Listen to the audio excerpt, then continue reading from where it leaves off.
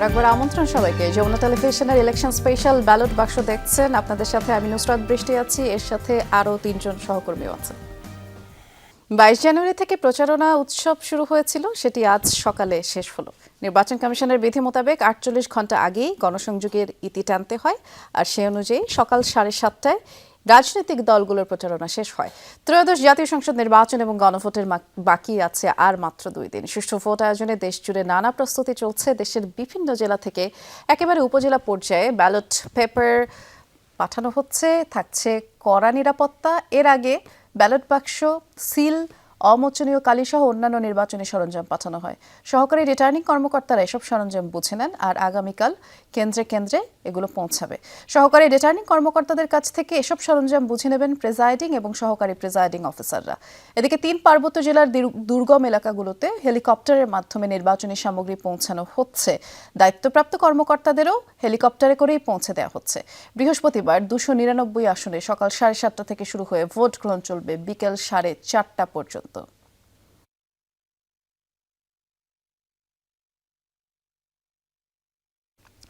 56,000 বর্গমাইলের বাংলাদেশে ভোটের প্রাণ ভোটাররা। এরই মধ্যে নিজের রায় জানাতে মন স্থির করে ফেলেছেন প্রান্তিক মানুষ। আমরা তাদের ভাবনা জানবার চেষ্টা করছি। উত্তরের জেলা ঠাকুরগাঁয়ে যাচ্ছি, সহকর্মী আলমগীর স্বপন আমাদের জন্য অপেক্ষা করছেন। স্বপন, এবার তো একদিনে 2টো ভোট, অর্থাৎ গণভোট এবং পাশাপাশি জাতীয় সংসদ যে নির্বাচন, সেটি গ্রামের ভোটাররা এ সম্পর্কে কতখানি সচেতন, কিংবা তারা আসলে কতটা জানে? কেন্দ্রে যেতে কেমন আগ্রহ দেখলেন তাও জানতে চাই। বৃষ্টি, আমি এখন আছি আসলে ঠাকুরগাঁর, মানে দেশের একেবারে উত্তরাঞ্চলের যে উত্তর যেটি বলা হয় এখানে সকালে খুবই শীত পড়ে এবং রাতেও শীত পড়ে। তবে এই মুহূর্তে আপনার প্রখর রোদ, এবং এই প্রখর রোদের মধ্যে কিন্তু কৃষকরা, আমার পাশেই দেখবেন আপনি যে কৃষকরা এখানে সামনে যে বোরো মৌসুম, সেই বোরো মৌসুমের তারা বীজ এখানে তুলছে, বিচন যেটা বলে স্থানীয় ভাষায়। তো এটা B29 যেই আপনার ধান আছে, ধানের জাত, সেই ধানের এখানে বীজ তুলছে। তারা এখানে ব্যস্ত, তার এই কাজ করছে। একদিন পর ভোট, সেটি তাদের জানা আছে। এবং এবার যে একটু ভিন্ন আঙ্গিকে ভোট হচ্ছে, সেটি গণভোট কিংবা আপনার যে জাতীয় নির্বাচনের ভোট, এটি জাতীয় নির্বাচনে ভোট দিতে তারা অভিজ্ঞ এবং তারা এই অভ্যস্ত। তো এবার গণভোট হচ্ছে, সেই বিষয়টা একটু ধারণা তাদের কম আছে। তো আমাদের সাথে 2 জন কৃষক আছেন, তাদেরকে আমরা একটু জিজ্ঞেস করে নিই। তারা সামনে তো একদিন পরই তো ভোট, তো এই ভোটে আপনারা কি, এবার তো 2 ধরনের ভোট হচ্ছে, একটা হলো জাতীয় নির্বাচনে যে আগে থেকে আপনারা ভোট দেন, আবার গণভোটও আছে। তো গণভোট সম্বন্ধে আপনারা কি জানেন? গণভোট এখন নতুন অবস্থা হচ্ছে, আমরা এখন এটা বুঝি নেই আগে, এখন নতুন প্রকল্প হচ্ছে, এখন আমরা জানি শুনে এখন দিতে হবে আর কি। আচ্ছা, গণভোটে কি দেয়? হ্যাঁ না না এগুলো আছে নাকি? হ্যাঁ হ্যাঁ না হ্যাঁ না, আচ্ছা। এখন মনে করেন যেটা হয় এটা দিতে হবে আমাদেরকে ভোট। আচ্ছা, আর এমনি তো বিএনপি, জামাত বা অন্যান্য প্রার্থীরা তো এখানে নির্বাচন করছেন, এই একদিন পরে ভোট, তার কেমন পরিবেশ এখানে মনে করছেন? না, পরিবেশ ইনশাআল্লাহ 2 পক্ষেই ভালোই আছে আল্লাহ দিলে। আমাদের এই এলাকা কোনো এই ঠাকুরের দৃষ্টিতে কোনো দ্বন্দ্ব হওয়া হয় না, আল্লাহর মধ্যে সুস্থভাবে আছে। আপনি তো কৃষক, তো এই যারা জিতবে তাদের কাছে আপনাদের কি দাবি থাকবে? আমাদের দাবি এটুকু, আমাদের কৃষকের এই সার বীজ আমরা পাচ্ছি না, ন্যায্য দাম, ধানের দাম পাচ্ছি না। যে আমাদের কৃষকের প্রতি বিঘাতে আমাদের 20,000 25,000 টাকা আমাদের মানে ঘাটতি হচ্ছে। যে আমাদের কৃষকের দিকে কেউ লক্ষ্য নাই, যে সারের দাম বেশি। আর যে সার আমরা কিনছি 800 টাকা, সেই সারের বস্তায় কিনতে হয় 1500 টাকা, 2,000 টাকা। সার আছে 2,000 2500 টাকা দিলে সার দিব, আর যদি সরকারি আমরা চাই সার নাই। এরা এইভাবে বলে চান যে যারাই জিতে আসুক, ক্ষমতা গ্রহণ করুক, যাতে কৃষকদের স্বার্থে কাজ করে। আমার পাশে আরেকজন কৃষক আছেন, তো তার কাছে শুনি যে আপনাদের কৃষক হিসেবে আপনাদের দাবি দেওয়া। আমার এটা দাবি। কি দাবি আপনার? আমার এই কৃষকদের শান্তি থাকতে পারি, শান্তি থাকতে সার সুদ যেন পাই ঠিক মতো, চলতে ফিরতে কোনো অসুবিধা হয় না আমার, এটাই দাবি। আর এমনি ভোটের কি অবস্থা দেখতেছেন? কেমন উৎসাহ, কেমন? ভোটের অবস্থা ভালো, ভোটের অবস্থা ভালো আছে, কোনো গ্যাঞ্জাম নেই এখানে, আমার অবস্থা ভালো আছে এখানে। ভোটের অবস্থা তো ভালো, কোনো নিরাপত্তা শঙ্কা নাই, কোনো গ্যাঞ্জাম তো না, কোনো গ্যাঞ্জাম নেই। এখানে একজন আমরা নারী, যিনি বীজ তুলছিলেন, অনেক বয়স্ক। আপনি কি অবস্থা এখানে, ভোটের অবস্থা কি চাচি? ভালো। কেমন অবস্থা? কোনো ভালো অবস্থা। তো আপনি তো এই যে দিন মজুর করে খান, জন খাচ্ছেন, তো সেই জায়গা থেকে কি অবস্থা আপনাদের কৃষকের? কি অবস্থা কৃষকের অবস্থা? সার্ভিস পায় না, এটাই আর কি। হ্যাঁ, এটা নাগিবে। আচ্ছা, এমনি মেয়েদের কি অবস্থা? এই ভোটে তো মেয়েদের কি অবস্থা? মেয়ে যে এগুলি শুনতে আছে, ভালোই আছে, পরে কি হবে কোয়া যাবে নাই। তো আপনার এখানে বৃষ্টি আপনি শুনলেন যে এখানে যে কৃষক যারা তাদের আসলে তাদের পেটের যে দাবি, তাদের কৃষকের যে দাবি সেগুলো তারা তুলে ধরলেন। তারা গণভোট সম্বন্ধে দাবি দেওয়া কি আছে সেটি স্পষ্ট ধারণা নেই, তবে কিছু বিষয় তারা জানেন। তবে যারা জিতে আসবে তারা যেন তাদের যে দাবিগুলো আছে, আসলে পেটের দায় তো বড় দায়, সবাই আসলে চায় যাতে দুমুঠো দুবেলা খেয়ে বাঁচতে পারে এমন একজন জনপ্রতিনিধি আসুক যে এই নিরাপত্তাটুকু অ্যাটলিস্ট নিশ্চিত করতে পারবে। ধন্যবাদ, আপনি বিস্তারিত আমাদেরকে জানাচ্ছিলেন আলমগীর স্বপন। আমরা যেমনটি দেখলাম প্রান্তিক পর্যায়ের অনেক মানুষ অনেক জানি না গণভোটে হ্যাঁ দিলে কি হবে কিংবা না দিলে কি হবে। কি মনে হয় এক্ষেত্রে কি প্রচারণায় কোনো ঘাটতি ছিল? বৃষ্টি, ব্যাপারটা আসলে আমি যদি আরো একটু বিস্তারিত না বলে সংক্ষেপে বলি তাহলে হচ্ছে প্রান্তীয় অঞ্চলের মানুষদের প্রতিদিনের মূল লক্ষ্য থাকে খেটে খাওয়া, পরিবারের জন্য দুমুঠো খাবার নেওয়া। তার জন্য ওই বিশ্লেষণধর্মী যে ব্যাপারগুলো, কঠিন যে শব্দগুলো, সেগুলো না নেওয়াটাও খুব কঠিন। যেমন সাতক্ষীরার প্রসঙ্গ যদি আমি বলি, সাতক্ষীরাতে 4টি আসন আছে, 104, 5, 6, 7। একজন সহকর্মীও মনে হয় অপেক্ষা করছে। হ্যাঁ, সেখানে অপেক্ষা করছে। তো সাতক্ষীরার প্রেক্ষাপটটাও যদি আমরা একটু দেখি তাহলেও কিন্তু বেশ কিছুটা অনুমেয় করা যাবে যে এই ভোটের পরিস্থিতি আসলে কোথায় গিয়ে দাঁড়াচ্ছে। সাতক্ষীরা থেকে এই মুহূর্তে আমাদের সঙ্গে যোগ দিচ্ছেন রিয়াজ রায়হান। রিয়াজ, যে বিষয়টি নিয়ে আসলে বলছিলাম, হ্যাঁ ভোট এবং না ভোট নিয়েও কিন্তু আমরা কথা বলছিলাম কিছুক্ষণ আগে, সেই বিষয়টা নিয়ে আসলে সেখানে ভোটারদের কি মতামত সেটা জানতে চাই, এবং পাশাপাশি সেখানকার ভোটারদের ভোট কেন্দ্রে যাওয়া নিয়ে বা নিরাপত্তা নিয়ে কোনো ধরনের প্রশ্ন উঠেছে কিনা, জানতে চাচ্ছেন কিনা, চেয়েছেন কিনা, কি বলছেন তারা?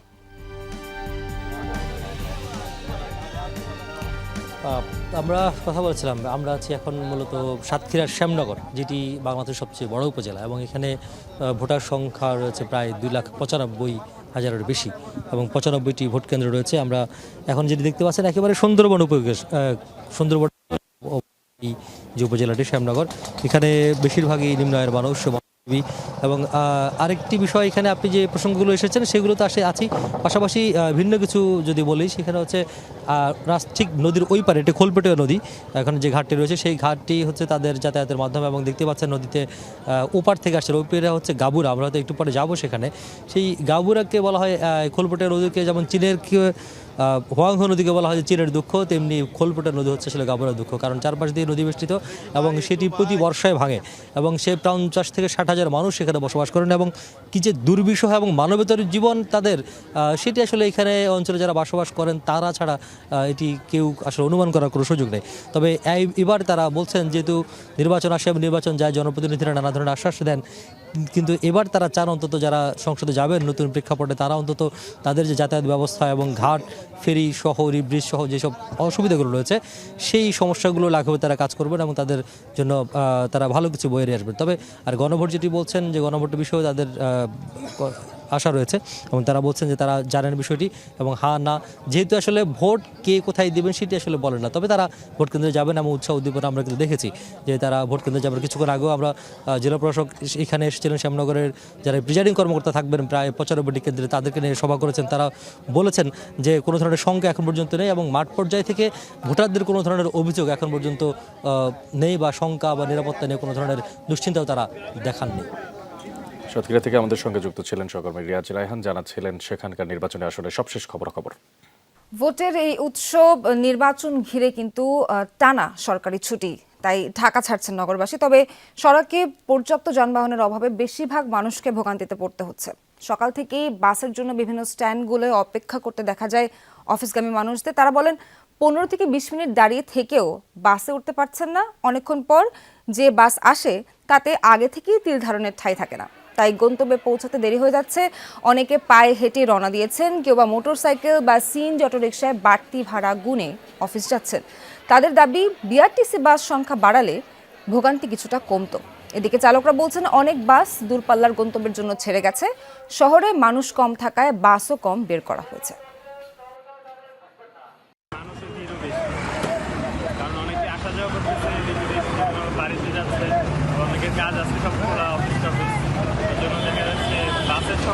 বাস না বেরোর কারণে এটা আসলে আমাদের যাওয়া হচ্ছে যদিও জ্যামজট নেই, কিন্তু আমরা বাস পাচ্ছি।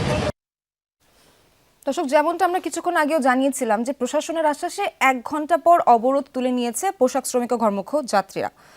সকাল ৮টা নাগাদ আশুলিয়ার বাইপাইল এলাকায় যাত্রীদের কাছ থেকে অতিরিক্ত বাস ভাড়া আদায়ের অভিযোগে নবীনগর চন্দ্রা মহাসড়ক অবরোধ করা হয়। এতে চরম ভোগান্তিতে পড়েন সাধারণ মানুষ।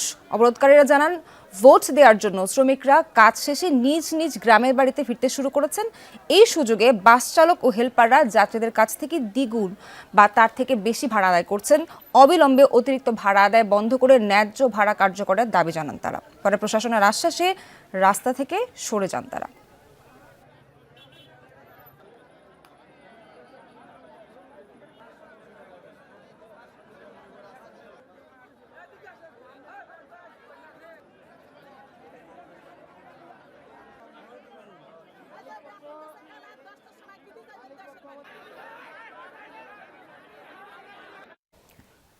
তিতুমির, আমরা যেমন জানাচ্ছিলাম যে ঢাকা ছাড়ছেন যারা ভোট দিতে যাচ্ছেন, তাদের যে ভোগান্তিটা, এটা কিন্তু কোনোভাবেই গ্রহণযোগ্য নয়।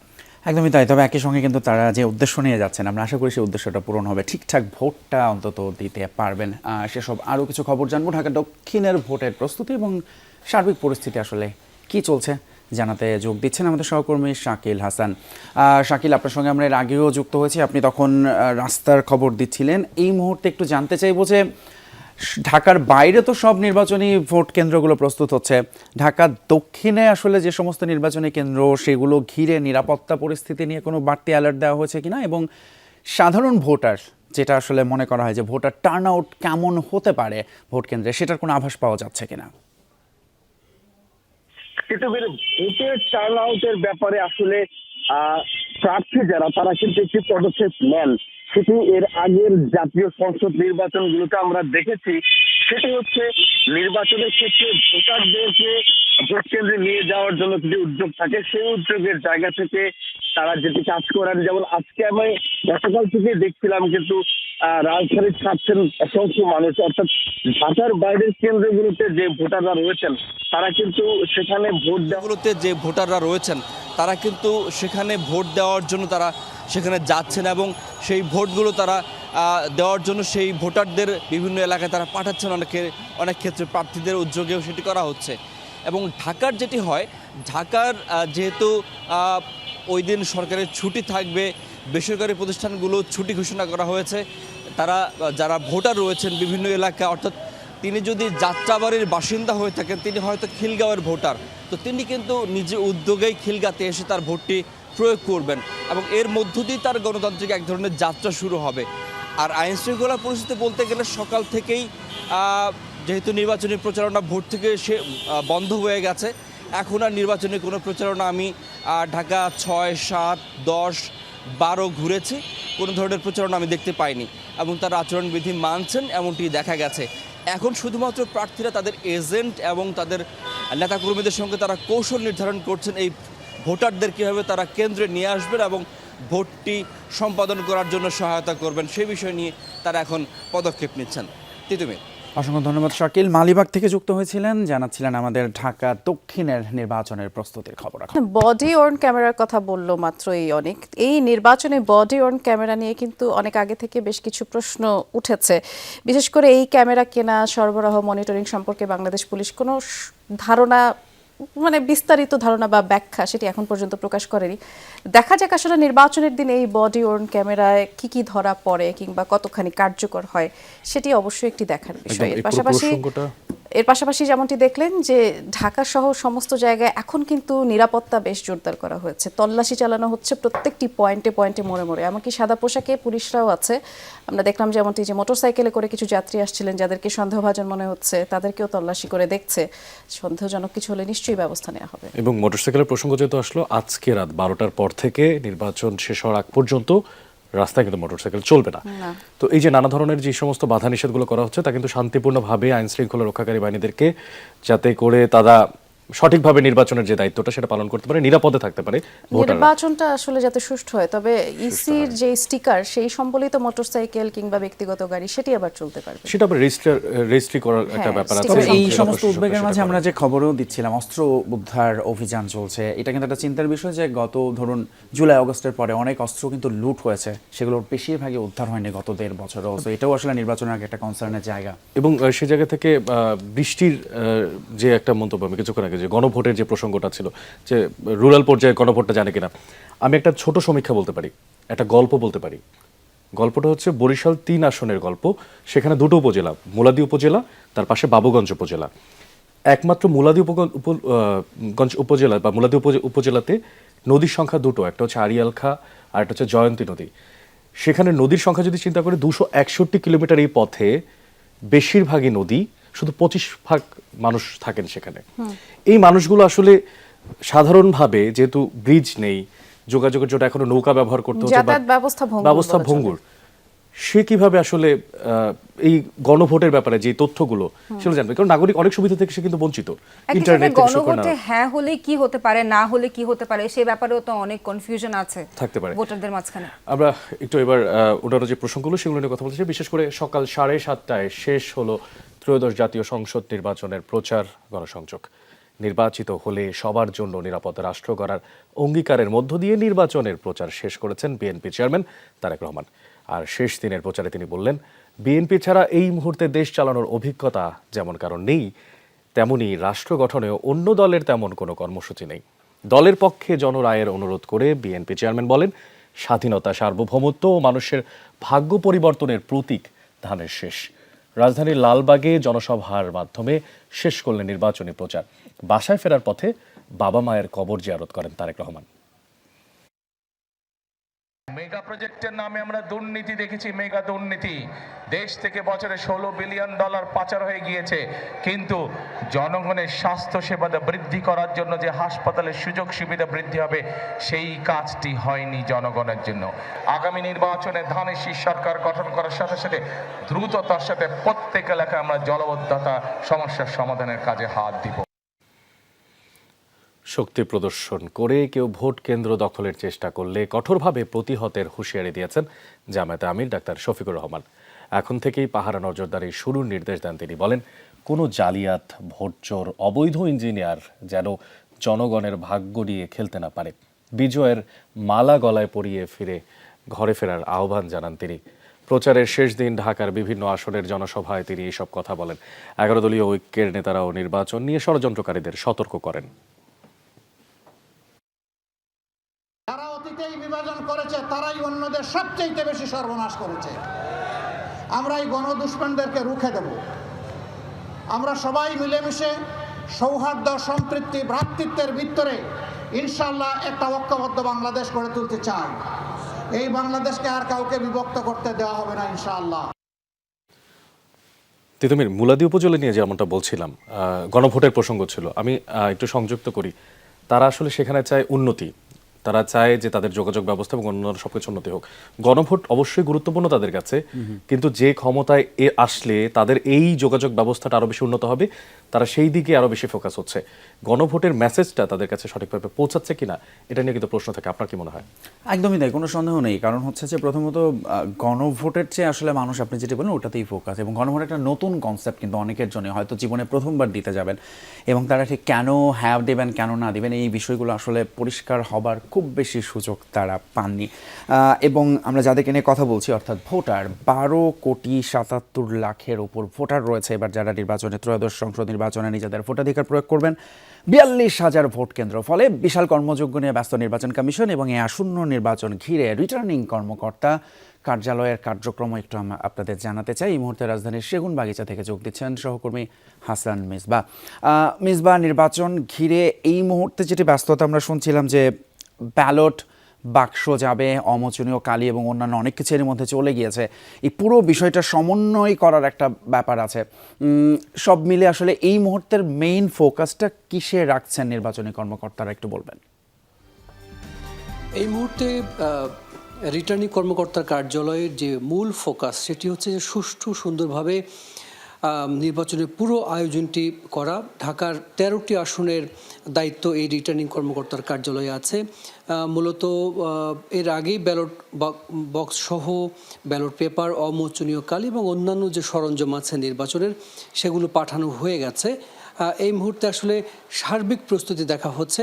তবে কিছুক্ষণ আগে, অর্থাৎ ঘন্টা দুয়েক আগে, আমরা এখানে প্রবাসীরা যে ভোট দিয়েছেন, এই 13 আসনের যারা ভোটার, যারা দেশে বাইরে আছেন, তাদের ভোটের বাক্সগুলো এখানে এসে উপস্থিত হয়েছে ডাকযোগে, সেগুলো তারা রিসিভ করেছেন এবং ভোটের দিন অর্থাৎ ভোট শেষ হবার পরে এখানে এই ভোটগুলো গণনা করা হবে। সার্বিকভাবে আসলে এখন রিটার্নিং কর্মকর্তার কার্যালয়ে খুব বেশি একটা ব্যস্ততা নেই, তারা মূলত ফোকাসটা তাদের সার্বিকভাবে পুরো আয়োজনটি যাতে সুন্দর এবং সুচারুভাবে শেষ করা যায়। অসংখ্য ধন্যবাদ হাসান মেজবা, সেগুনবাগিচা থেকে রিটার্নিং কর্মকর্তার কার্যালয় থেকে জানাচ্ছিলেন বিস্তারিত। কিন্তু রিটার্নিং কর্মকর্তাদের যেরকম ব্যস্ততা চলছে সোহান, একই সঙ্গে ভোটার যারা ভোট দিতে যাচ্ছেন তাদের ব্যস্ততাও চলছে। ঢাকা থেকে যাবার নিজের তারা ঢাকা থেকে যাওয়ার ঈদের সময় যেরকম একটা ধুম পড়ে যায় যে বাড়ি ফিরবেন কাছের মানুষের কাছে, এবার কিন্তু তাদের ধুম পড়েছে বাড়ি ফিরবেন যাতে ভোট দিতে পারেন তাদের পছন্দের প্রার্থীকে। দর্শক, ঘরমুখী মানুষের খবরাখবর জানবো আমরা। মহাখালী থেকে আমাদের সহকর্মী তানভীর সিদ্দিক টিপু যুক্ত হবেন আমাদের সঙ্গে। টিপু, আপনি তো সকাল থেকে টার্মিনাল আর স্টেশনের খোঁজ খবর নিয়েছেন, আমাদেরকে জানিয়েছেন। এখন সেই এলাকায় মানুষের চাপ কেমন দেখছেন? অনেকেই তো ভোট দিতে যাচ্ছেন নিজ এলাকায়, তাদের সাথে কথা বলেছেন নিশ্চয়ই, তারা কি বলছেন?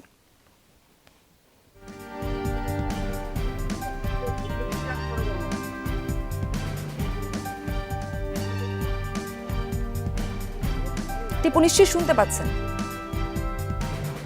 এর আগের ঘন্টায় জানাচ্ছিলাম ট্রেনে করে মানুষ যে ভোট দিতে তাদের বাড়িতে ফিরছে সেই খবর জানাচ্ছিলাম। এখন আছি মহাখালী বাস টার্মিনালে, এখানেও কিন্তু প্রচুর মানুষ, আপনি দেখতেই পাচ্ছেন যে তারা লাইন দিয়ে এখানে দাঁড়িয়ে আছে, এই রোদের মধ্যেও দাঁড়িয়ে আছে। দীর্ঘ সারি তৈরি হয়েছে এবং যাত্রীদের অনেকেই অভিযোগ করছেন যে তারা টিকিট পাচ্ছেন না, পর্যাপ্ত টিকিটের ঘাটতি রয়েছে বলে আমাদেরকে জানিয়েছেন। একই সাথে যে টিকিট তারা পাচ্ছেন সেগুলোর ভাড়া বেশি করে নেওয়া হচ্ছে, সেই কথাটিও কিন্তু অনেকে আমাদেরকে জানিয়েছেন। এবং দেখতেই পাচ্ছেন যে প্রচুর মানুষ এই ভর দুপুরে ফাটা রোদের মধ্যেও কিন্তু তারা দাঁড়িয়ে রয়েছেন এবং তারা বাড়ি ফিরতে চান। বাড়ি ফিরে তারা যে এই যে ভোট উৎসব হতে যাচ্ছে 12 ফেব্রুয়ারি, সেই ভোট উৎসবে তারা যোগ দিতে চান, এমনকি তারা আমাদেরকে বলেছেন যে তারা অনেক বছর পরে নিজের ভোটটি তারা নিজে দিতে চান। টিপু আমাদেরকে ঘরমুখী মানুষের যাত্রার খবরাখবর জানাচ্ছিলেন, সেখানে জনস্রোত দেখতে পাচ্ছি আমরা। ধন্যবাদ আমাদেরকে সবশেষ খবর জানানোর জন্য। বৃষ্টি, যেমনটা আমরা একটু আগে জানাচ্ছিলাম যে নির্বাচনের খবরাখবর আমরা প্রস্তুতি এখন যেটা চলছে, যারা ঘরমুখী মানুষ তাদের খবরাখবর আমরা জানাচ্ছিলাম। আরও খবর আছে, সেগুলো জানাতে চাই। নির্বাচনের সংখ্যাগরিষ্ঠ ভোটে জয় পাবে বিএনপি, এমনটা বিএনপি মহাসচিব মির্জা ফখরুল ইসলাম আলমগীর মনে করেন। সকালে ঠাকুরগাঁয়ে নিজ নির্বাচনী আসনে সাংবাদিকদের সাথে ব্রিফিংয়ে তিনি বলেছেন, অনেক দিন নির্বাচন না হওয়ায় উদ্বেগ ছিল, তবে এখন পর্যন্ত ভোটের পরিবেশ ভালো। আমি এখন পর্যন্ত এই এবারকার নির্বাচনের যে পরিবেশ সেটাকে মোরলেস ভালো দেখলাম। যে কয়েকটা ঘটনা ঘটেছে প্রথম দিকে, তারপর সবাই সংযত হয়েছেন এবং সেই সংযত হয়েই আমি যা মনে হয়েছে যে এখন পর্যন্ত নির্বাচন যে পরিবেশ সেটা নির্বাচনের অনুকূলেই ছিল। এই গণতন্ত্র, এই নির্বাচনটা হবে একটি গেটওয়ে। এই গেটওয়ে পারলে আমরা একটা গণতান্ত্রিক পরিবেশে ফিরে যেতে পারবো। ভোট উৎসবে যোগ দিতে প্রস্তুত গোপালগঞ্জবাসী। একটু গোপালগঞ্জ থেকে ঘুরে আসি, সহকর্মী মোজাম্মেল হোসেন মুন্না অপেক্ষা করছেন। মুন্না, গোপালগঞ্জবাসী ভোট দিবে, খুবই স্বাভাবিক, বাংলাদেশেরই একটা অংশ, কিন্তু এবারের নির্বাচনে গোপালগঞ্জবাসী আসলে কাকে ভোট দিবে এটা একটি ফ্যাক্টর বলেই মনে করা হচ্ছে। কি মনে হচ্ছে, যাদের সাথে কথা বলেছেন কি বলছেন তারা, তাদের কাছে এই নির্বাচন কিংবা এই ভোট কেমন হবে বলে মনে হচ্ছে? বৃষ্টি, আপনি একটি কঠিন প্রশ্ন করেছেন যে কাকে ভোট দিবে। আসলে জনগণের সাথে কথা বলেছি, তারা বলেছেন যে আপনি জানেন যে গোপালগঞ্জের 90% মানুষই আসলে আওয়ামী লীগের সমর্থক। তারা সবসময় ইতিপূর্বের যে সংসদীয় নির্বাচন হয়েছে সেগুলো তারা আওয়ামী লীগ, এবার কিন্তু একটু ভিন্নতা রয়েছে, যেহেতু আওয়ামী লীগ নাই, নৌকা নাই, সেহেতু নানাবিধ কথা আমরা যখন যারা ভোটার তাদের সাথে কথা বলেছি, তারা কিন্তু নানা প্রকার কথা বলেছে। কেউ কেউ বলেছে তারা ভোট কেন্দ্রে যাবে না, কেউ বলেছে ভোট কেন্দ্রে যাবে। তবে স্বতন্ত্র প্রার্থী যারা দাঁড়িয়েছেন তাদের একটা অংশ কিন্তু যেহেতু আত্মীয়তার কারণে হোক বা গোপালগঞ্জে প্রার্থীও অনেক। গোপালগঞ্জ 2-এ যদি আমি বলি, 2-এ 13 জন প্রার্থী রয়েছে, তাদের আত্মীয়তা রয়েছে, তাদের বন্ধু বান্ধব রয়েছে, সে কারণেই হয়তোবা লোকজন স্বতন্ত্র প্রার্থী এবং বিএনপিও অনেকটা এগিয়েছে। তবে যেই হোক না কেন বিএনপির সাথে তাদের প্রতিদ্বন্দ্বিতা হবে। প্রতিদ্বন্দ্বিতা হবে এবং যেমনটি আপনি বলবার চেষ্টা করছিলেন মুন্না, যে স্বতন্ত্র প্রার্থী আছে তাদের জনপ্রিয়তা একটু বেশি মনে হচ্ছে। ধন্যবাদ বিস্তারিত জানানোর জন্য। নির্বাচন এবং গণভোটে ভোট দিতে পোস্টাল ভোট বিডি অ্যাপে প্রবাসী নিবন্ধনকারীদের মধ্যে 4,71,957টি পোস্টাল ব্যালট বাংলাদেশে এসে পৌঁছেছে। আজ সকাল 10টা পর্যন্ত পোস্টাল ভোট বিডি অ্যাপের মাধ্যমে নিবন্ধনকারী প্রবাসীদের কাছে মোট 7,66,862টি ব্যালট পাঠানো হয়। এর মধ্যে 5,28,233 জন প্রবাসী তাদের ব্যালট গ্রহণ করেছেন। ভোট দিয়েছেন 5,12,916 জন। এছাড়া 5,02,487 জন প্রবাসী ভোটার তাদের ব্যালট সংশ্লিষ্ট দেশের পোস্ট অফিস বা ডাক বিভাগে জমা দিয়েছেন। এর মধ্যে 4,19,919টি ব্যালট রিটার্নিং কর্মকর্তারা বুঝে পেয়েছেন। বিদেশের পাশাপাশি দেশের অভ্যন্তরে অবস্থানরত ভোটারদের কাছেও পোস্টাল ব্যালট পাঠানো শুরু করেছে নির্বাচন কমিশন। নির্বাচন নিয়ে নানা ধরনের মতামত চলছেই এবং শেষ মুহূর্তের প্রস্তুতি নিচ্ছে আইন শৃঙ্খলা রক্ষাকারী বাহিনী এবং তার মধ্যেই বিভিন্ন আসনের বিভিন্ন যারা প্রার্থীরা তারা তাদের শেষ করেছেন নির্বাচনী প্রচারণা। সুনামগঞ্জে এই মুহূর্তের খোঁজ খবর জানার জন্য আমরা যুক্ত হচ্ছি সোহানুর রহমান সোহানের সঙ্গে। সোহান, সুনামগঞ্জ আসলে এখন এই মুহূর্তের জেলার সবশেষ পরিস্থিতি কি এবং নিরাপত্তা ব্যবস্থা কেমন জোরদার করা হয়েছে সে বিষয়টা আপনার সম্পর্কে জানতে চাই। আজকে সকাল 7:30টা থেকে আনুষ্ঠানিকভাবে নির্বাচনের প্রচারণা শেষ হয়েছে। শুরু হয়েছে নীরবতা, যেই নীরবতা ভাঙবে আগামী 12ই ফেব্রুয়ারি ভোট প্রদানের মাধ্যমে। ইতিমধ্যে সুনামগঞ্জ জেলার 570টি নির্বাচন কেন্দ্রে ভোট গ্রহণের প্রস্তুতি শেষ হয়েছে। ভোট দেবেন 20,80,000 ভোটার। জেলার 5টি সংসদীয় আসনের 12 উপজেলার মধ্যে 9টি উপজেলায় অতি ঝুঁকিপূর্ণ কেন্দ্র হিসেবে চিহ্নিত করা হয়েছে 89টি কেন্দ্রকে। এছাড়াও দুর্গম ও ঝুঁকিপূর্ণ হিসেবে 570টি কেন্দ্র চিহ্নিত করা হয়েছে এবং এই 570টি কেন্দ্রেই সিসি ক্যামেরার আওতায় আনা হয়েছে। আমরা যতটুকু কথা বলে জেনেছি, সুনামগঞ্জের যিনি রিটার্নিং অফিসার আছেন তিনি বলেছেন এই 570টি কেন্দ্রেই তাদের বাড়তি নিরাপত্তা ব্যবস্থা এবং মনিটরিং ব্যবস্থা থাকবে। সুনামগঞ্জের জেলা পুলিশ সুপার তিনি আমাদেরকে জানিয়েছেন যে শুধুমাত্র পুলিশেরই 3 স্তরের নিরাপত্তা থাকবে এবং তার পাশাপাশি কাজ করবে সেনাবাহিনী, বিজিবি, আনসার, র্যাব এবং অন্যান্য যে আইন শৃঙ্খলা রক্ষাকারী বাহিনী আছেন তারা। এখন পর্যন্ত উৎসব উৎকণ্ঠা থাকলেও কোথাও কোনো সহিংসতার ঘটনা আমরা শুনতে পারিনি। শুধুমাত্র একটি অপ্রত্যাশিত ঘটনা, সেটি হচ্ছে একটি কেন্দ্রে যে সিসি ক্যামেরা লাগানো হয়েছে ভোট চুরি রোধে, সেই সিসি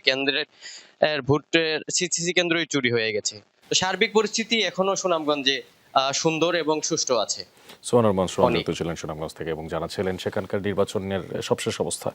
আপনার সঙ্গে একটু কথা বলতে চাই। আসলে সুনামগঞ্জের কথা বলছিলাম, কখনো রংপুরের কথা বলছিলেন আমাদের সঙ্গে, কিন্তু জানতে চাই যে আসলে কুড়িগ্রামের যেই নির্বাচনী আসনগুলো, বিশেষ করে শুধু কুড়িগ্রাম না, বিশেষ যে সমস্ত জেলাগুলো শহরের থেকে একটু বেশ কিছুটা দূরে প্রান্তিক অঞ্চলে, সেই সমস্ত জায়গাগুলোতে ভোট কেন্দ্রগুলোতে ভোটারদের যাওয়ার প্রবণতা কতটা বাড়ে, এমন নির্বাচনী পরিস্থিতিতে কি মনে হয়? সবাই কিন্তু চেষ্টা করছে, সকাল সকাল বেরিয়ে গিয়েছে, কয়েকদিন ধরেই চেষ্টা করছে যাতে ভোট কেন্দ্রে গিয়ে ভোট দিতে পারে এবং সেক্ষেত্রে আমরা সকাল থেকেই কিন্তু খবর জানাচ্ছি যে যানবাহন নিয়ে অসুবিধা তারা ফেস করছেন। সব কিছুর মধ্যে কিন্তু চেষ্টা থাকবে সুষ্ঠুভাবে তারা যেন নিজের ভোটটা নিজে গিয়ে দিয়ে আসতে পারেন এবং সেই খবরাখবর জানার জন্য আমরা এখন কুড়িগ্রামে যাব। সেখানে আমাদের সহকর্মী নাজমুল হোসেন অপেক্ষা করছেন আমাদের সঙ্গে কথা বলার জন্য। নাজমুল, প্রচারণা শেষ হয়ে গেছে সকালে, আমরা জানি। সেখানে যারা ভোটার আছেন এলাকায় তারা কি বলছেন, তাদের প্রত্যাশার কথা বলছেন কিনা, কি জানাচ্ছেন আপনাকে, কি জানতে পারলেন আপনি আমাদেরকে জানাবেন। সোহান, আপনি যেমনটি বলছিলেন আজকে সকাল থেকে প্রচারণার কার্যক্রম শেষ হয়েছে আনুষ্ঠানিকভাবে। তবে ভোটারদের মাঝে আমরা যে বিষয়টি জানতে পেরেছি যে তারা আনন্দ এবং উল্লাসে এবং নির্বিঘ্নে ভোট কেন্দ্রে গিয়ে ভোট প্রদান করবে, এইরকম প্রত্যাশা সকল ভোটারদের।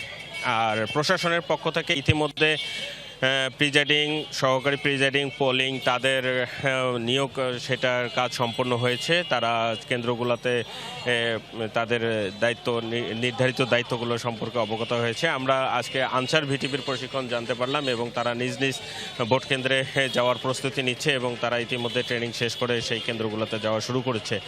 আর একটা বিষয়ে সোহার জানিয়ে রাখি যে কুড়িগ্রামে যেহেতু 4.5 শতাধিক চরাঞ্চল রয়েছে, দুর্গম অন্তত বেশ কিছু চরাঞ্চল রয়েছে যেগুলো সড়ক যোগাযোগের সঙ্গে একদম বিচ্ছিন্ন। প্রায় 386টি ঝুঁকিপূর্ণ কেন্দ্র রয়েছে। এইসব কেন্দ্রে আইনশৃঙ্খলা বাহিনী এবং ভোটারদের নির্বিঘ্নে চলাচলের জন্য প্রশাসনের পক্ষ থেকে নৌকা, স্পিড বোট সহ বিভিন্ন যাতায়াতের যে সরঞ্জাম, যোগাযোগের যে বাহনগুলো রয়েছে সেগুলো কিন্তু প্রস্তুত রাখা হয়েছে, এরকমটি জানিয়েছে স্থানীয় প্রশাসন। সোহার, সহকর্মী জানাচ্ছিলেন আমাদেরকে যে যে দুর্গম এলাকাগুলো আছে সেই এলাকাগুলোতেও যাতে ভোট সরঞ্জাম ঠিকমতো পৌঁছানো যায় সেই ব্যবস্থাও কিন্তু নেওয়া হচ্ছে। দুর্গম এলাকাগুলোতে অনেক আগেই হেলিকপ্টার যোগে ইতিমধ্যে নির্বাচনী সরঞ্জামগুলো পৌঁছানো হয়েছে, এমনকি ওখানে যে দায়িত্বরত প্রিজাইডিং অফিসাররা থাকবেন তারাও হেলিকপ্টার যোগেই সেখানে পৌঁছে গেছেন ইতিমধ্যেই। আর এরই সাথে আরেকটি বিষয় আপনারা জানেন নিশ্চয়ই, সুষ্ঠুভাবে ভোট গ্রহণের জন্য পর্যাপ্ত জনবল যেটি নিয়োগ দেওয়ার সেটিও দেওয়া হয়েছে। আর দর্শক, ব্যালট বাক্সের এই ঘন্টার আয়োজন এ পর্যন্তই ছিল এবং আমার যে দুইজন সহকর্মী ফয়সাল তিতুমির, অনিক আহমেদ, আপনাদের দুজনকে এই মুহূর্তে বিদায় দিচ্ছি। দুপুর 2টায় আরও দুইজন নতুন সহকর্মী নিয়ে ফেরত আসছি আমরা, সাথেই থাকুন।